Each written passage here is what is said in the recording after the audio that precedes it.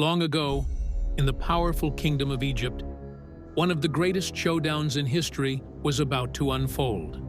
So, sit back and let's journey into the unforgettable story of the 10 plagues of Egypt. The 10 plagues of Egypt, a story of freedom and faith. Imagine living every day under the burning sun, building cities not for yourself, but for rulers who barely knew your name.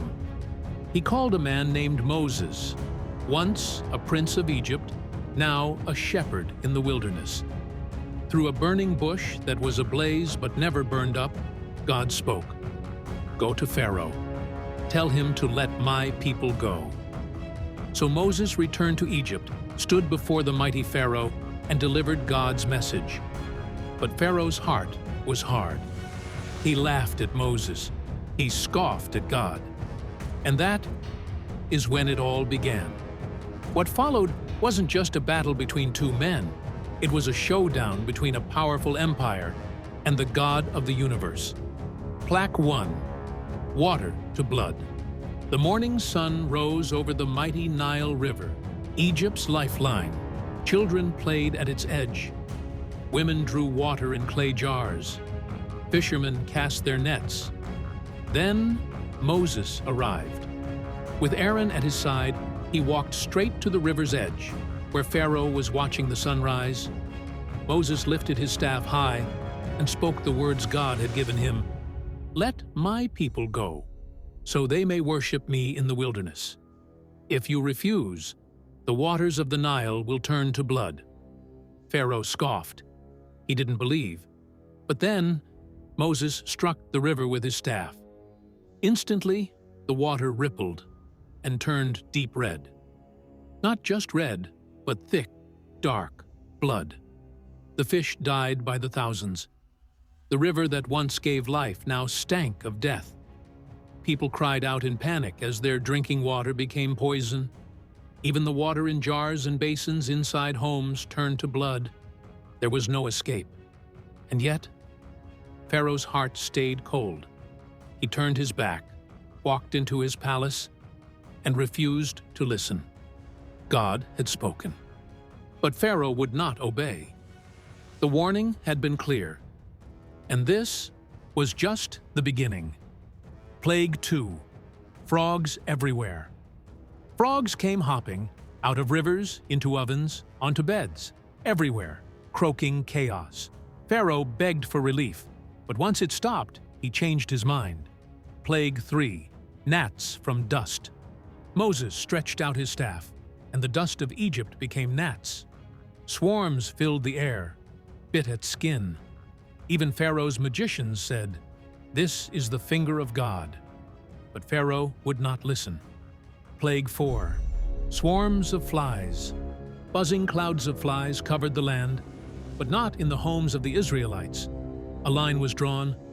God was protecting his people. Plague 5. Death of livestock. All across Egypt, cattle fell dead. Horses, donkeys, camels, sheep. But in the land of Goshen, where God's people lived, not a single animal died. Plague 6. Painful boils. Sores broke out on humans and animals alike. Painful. Raw. Even the palace healers were powerless. Plague 7. Hail and fire. Thunder cracked. Hail the size of stones rained down, mixed with fire. It destroyed crops, crushed trees. But again, only in Egypt. God spared his people. Plague 8. Locust invasion. Winds brought a dark swarm of locusts. They devoured what little was left. The land became a wasteland.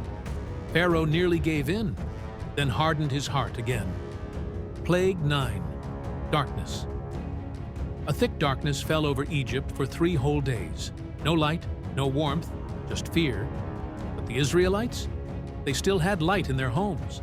And still, Pharaoh said no. Plague 10. Death of the firstborn. Then came the most painful strike of all. God warned that every firstborn son in Egypt would die, unless Pharaoh let the Israelites go. But there was a way out for those who believed. The Israelites were told to sacrifice a lamb and mark their doors with its blood.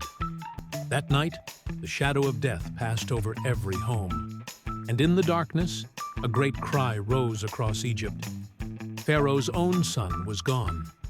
Finally, Pharaoh broke. "Go, leave my land, take your people, and go."